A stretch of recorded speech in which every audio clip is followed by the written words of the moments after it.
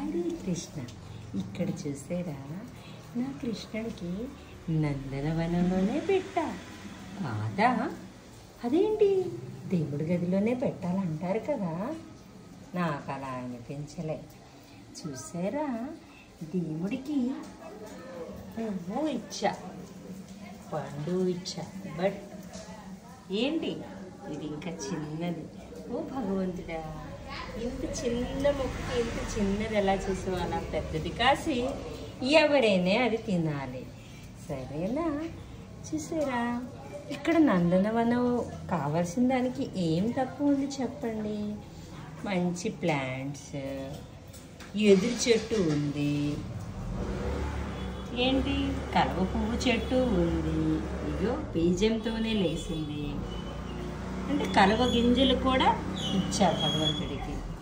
గుర్తుపోగా ఉంది, money plant ఉంది. ఇలా ఈ రకంగా నా శ్రీకృష్ణుడికి నేను ఈరోజు కృష్ణాష్టమి అనుకుంటున్నారా? కాదు, అదేదో సినిమాలో అంటాడులే. మనకి ఏంటంటే మనకి ఈ రోజు అని ఇదేంటిది, వాళ్ళు దీపావళి కాదు కదా, ఈరోజు ఏంటి మతాబీ సామాన్లు వెలిగిస్తున్నారు అని బ్రహ్మానందంకి ఎవరో అడిగితే మనం ఏ రోజు సరదాగా ఉంటే అదే మనం ఏంటి ఆ పండగనే జరిపించుకోవచ్చు. నాకు ఈరోజు నేను తెల్లవారు నుంచి నేను ఇందాక చెప్పిన అదే ఓం కృష్ణాయ వాసుదేవ హరాయ ఆ ఒక్క శ్లోకము చూసే నేర్చుకోగలిసాను, చూడకుండా కాదు. కానీ వైటీ స్టూడియో నాకు యాప్ ఎక్కించడం రాదు.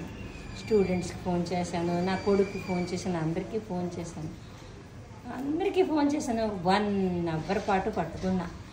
ఎందుకు నేను చేయలేనా అని ఆ 1 అవర్లో వైటీ స్టూడియో యాప్ ఓపెన్ చేసి, అంటే యాప్ నుంచి డౌన్లోడ్ చేసి దాంతోనే ఇప్పుడు నేను రికార్డింగ్ చేస్తున్నా. అంటే కృష్ణుడికి చేద్దాము అని అనుకుంటూ ఏదని అంటే చేస్తామంటే గ్యారంటీగా సక్సెసే కదా. వీడియోలో ఎక్కడనే తప్పుడు మాట్లాడుంటే ఇది ఏంటివన్నీ అస్సలు వెనక్కి వెళ్ళేమనుకుంటున్నారా? ఈ మొక్కలన్నీ పెట్టిన చోటదన్నమాట. కానీ భగవంతుడి నేనేమనుకుంటున్నానంటే నా పరిశుభ్రమైన మనసుతోనే నేను ప్రార్థిస్తున్నా అనేది నా ఒక్క నినాదం. ఈ కొబ్బరి చిప్పలు ఇవన్నీ చాలా దీనిగా ఉన్నాయి కదా, అంటెడిగా ఉన్నాయి, ఇవి క్లీన్గా లేవని అనిపిస్తుందా? నేను అనుకుంటున్నాను అవి ఎంత పరిశుభ్రంగా లేకపోయినా చూడండి, ఎంత చిన్న మొక్కగా భగవంతుడికి పువ్వు అయిపోయింది, పండు అయిపోయింది, శ్లోకం చెప్పడం అయిపోయింది, ఈ రోజున దీపం, పూజ, భగవంతుడి ప్రార్థన అన్నీ అయిపోయింది.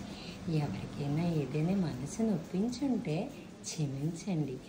ఇంతటితో సెలవు తీసుకుంటున్నా. తప్పులుంటే మన్నించండి. హరే కృష్ణ.